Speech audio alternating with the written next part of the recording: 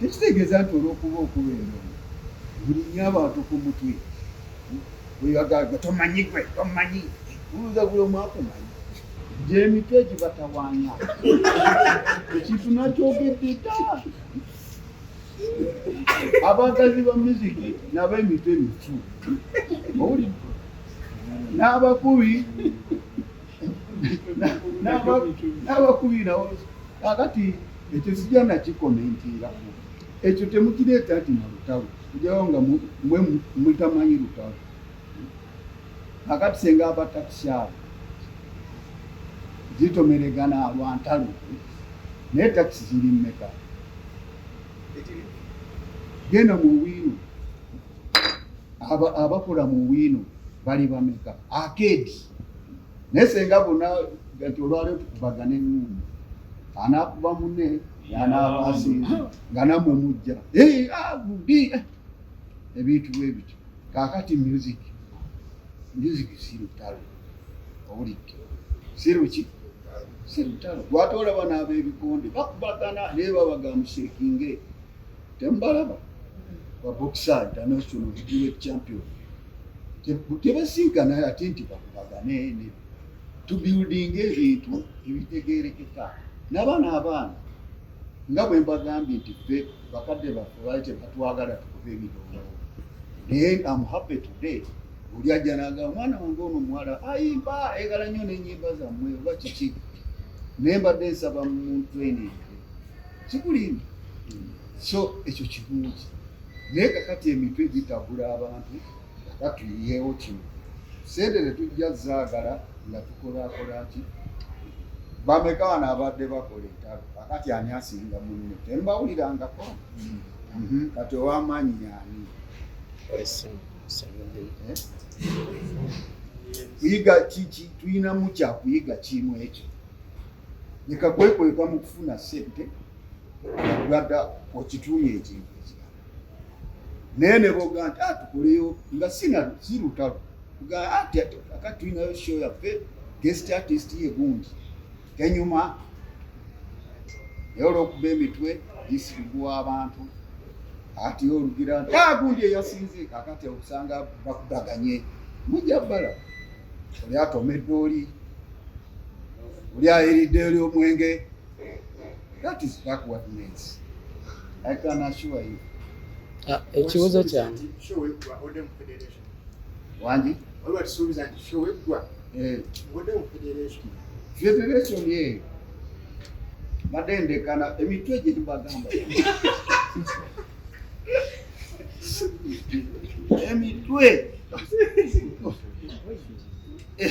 emitwe nansabe tusabe kuwa ku Mande ate nawe Mande n'okola ki omuntu najja bizibu tebiraga munaga mwana wange mulwadde naye adde nsaba ya mitwalo nga bwe tuti yakale gamba gundi ewaye ono mwese ebintu ebyo kakati omu ebintu ebimu bwe bitu bebisiba abantu ku mirimu bagwe mukola muzewa simanyi wamwe mwakola dda n'abalala oyinza okujja n'ogamba oli omusajja wawa sajja nibakusanga oli akasumbuusa aga nti okaguze okitegeera so nga okaguze naye ayinza okuwa wampisa mbi nga gwe sumbuusa zino ani azikuwadde naye ng'ozeesasula ebintu bwebito kati bw'obeera liida buli omu muwe ekitiibwa muwe ki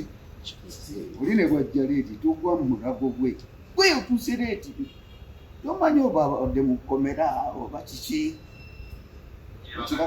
so ebintu ebyo mumbuuziza njagadde mbabuuli ba mumbuuza nnyo ebintu mwe mubaddewo mutya kati mmwe generation eyammwe obuzibu emitwe gibatawaanya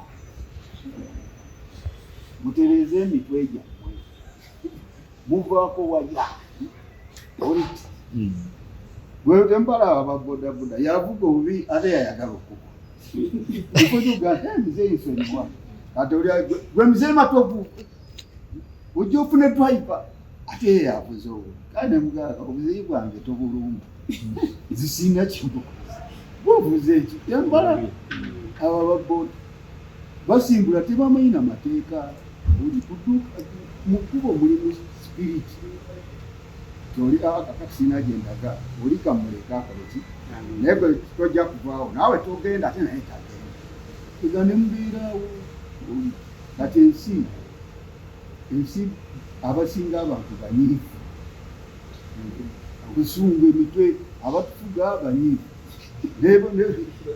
n'abafuga abanyiivu kakiringa awaka abaana okuba bakugeeti era oli bajja naye wano waliwo ekikyama kankomaawo bamulinayo ebirala naye oba otwala byenjogera sereezo omuki omutweko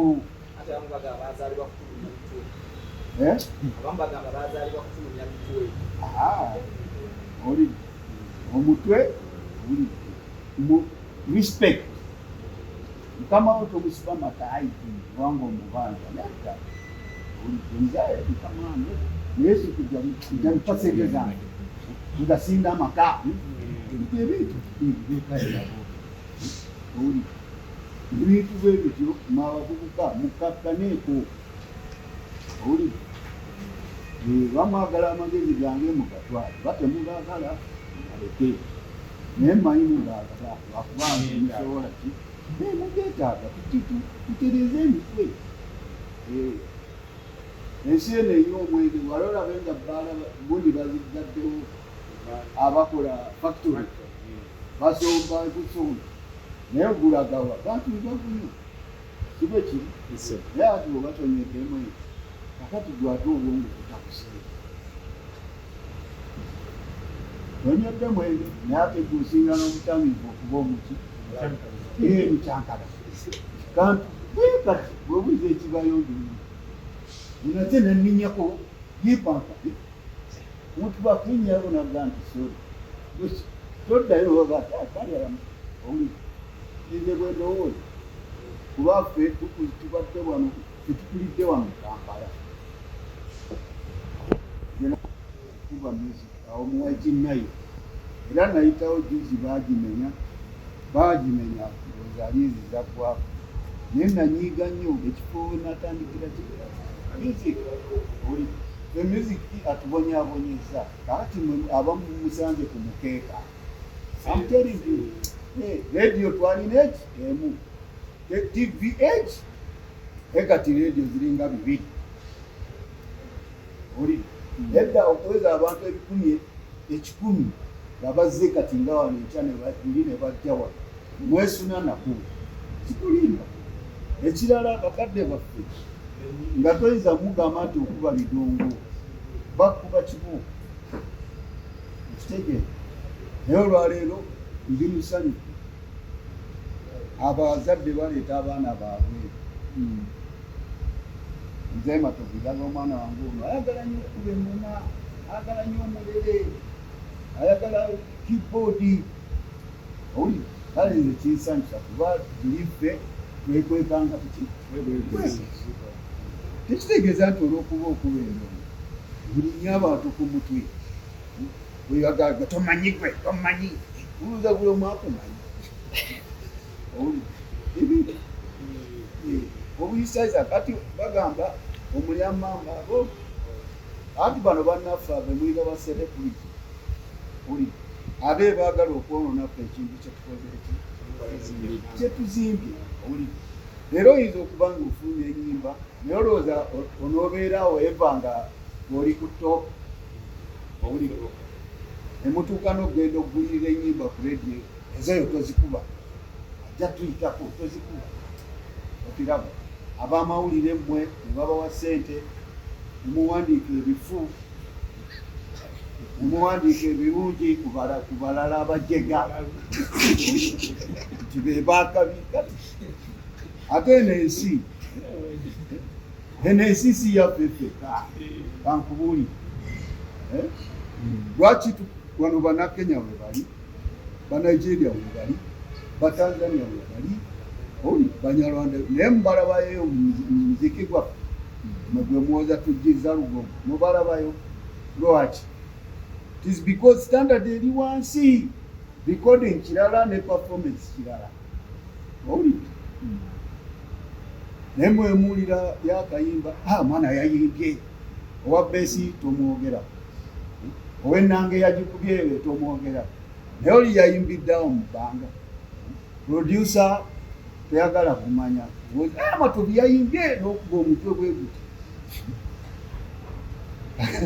kakati ebyo byonna mwe mwantakudde ankome wange nina bingi ziiga n'okusija wange ekisembayo obadde mu ndongo for over 40 years plus. More 50 years. Natandika 67 oba obala baku Afrika zengo nga nina emyaka 19. Ate otugambye radio mwayinemu nga ne TV emu station sife nga sijja ebya gavumenti eggwanga mwayinako ku ntalo nga bwe twalina kuzina abayimbi nti ne bannamawulire bali mu ntalo bakubagana n'okubagana. Ate entalo zaki engalo tulina mitwe gitusumbuwa nga JAMWE mwe mitwe JAMWE egibasumbu taate olwalo lw'amawulire olwana nayekola okiraba kakati gwe kuba luyimba lulungi ne bwana alutuulira era lujja kuyimba naye okubyekubyawo ate omuwe ssente bwalukubayo ennaku 2 naye n'aga nti amala kunyongera lwaki temwalwani temulwani kakati kola birungi kola birungi tereza omutwe gwe mutwe gye tujja egibasumbuwa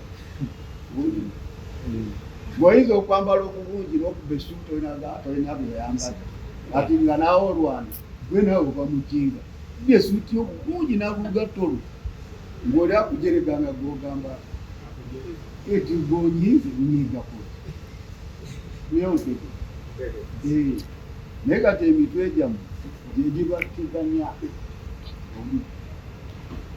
ekisooka muli bana kati gwombuliza bandi enkwemiza enkola gye tulina okukolamu nga ba musician wano we are just joking oyinza okugendayo mu America n'osanga omusajja afuwa saxophone oli n'akubuuza gwe saxophone eyo how many hours do you practice a day kakati gwe noga nti neka mugambe 4 hours I practice for 4 hours. No, just 4 hours. Yenga kola 20 over 16. Nego mugamba chi 4 hours. Newe akwata sax. Debo muwe iyo kweje wagenze nawe. Bano bayizo kubuza. Bwana wato. Buli jonge bito bifuwa. Ngo mwate na iyo. Yaba gita oba drama nga bali kwa kuru. Oli. Newe mchezo kingi. Kuwana bantu buli omu n'obuuza Akamanyiiro oba buli omu neeyayimbye eggulu betuseka n'okuseka tolya kubeera obuyimba bubiri oba kamu abo mujja tomanyize nze ndiko kati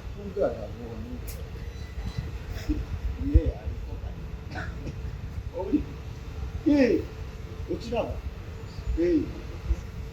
naye abantu mwabamawulire mukole omulimu gwammwe mubeere bagamba ye professionalism kakati mwe ba journalist mulina okumanya professional naffe abayimbi n'abalala kitegere kati kankoma mbadde nina ekibuuzo kyenjagala obuuza ekisooka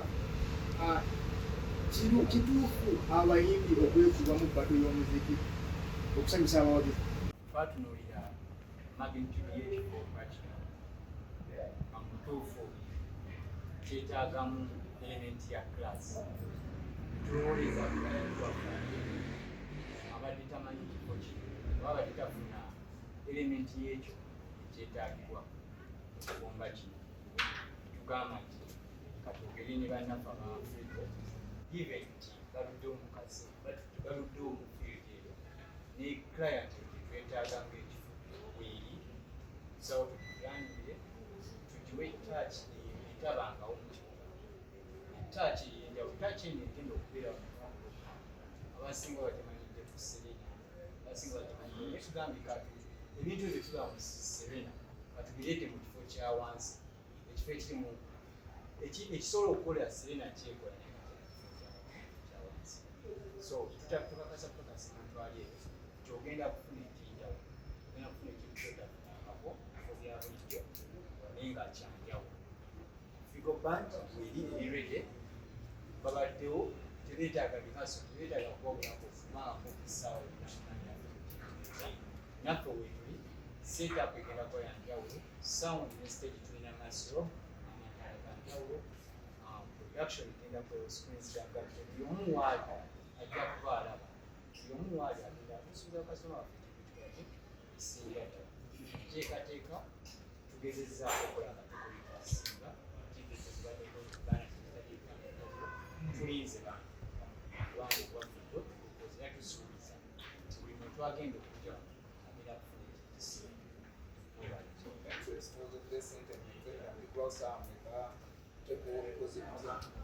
Kati nno tulina emitwalo 5 mu general public gye twaliisewo gye tulaga kuyitawo gwe tuyita VIP asookerwako ye VIP kubanga ebintu bonna buli agenda okutula terimu kugula butebe, terimu kugula mmeeza, buli ajja agenda kutula ku mmeeza n'akatebe.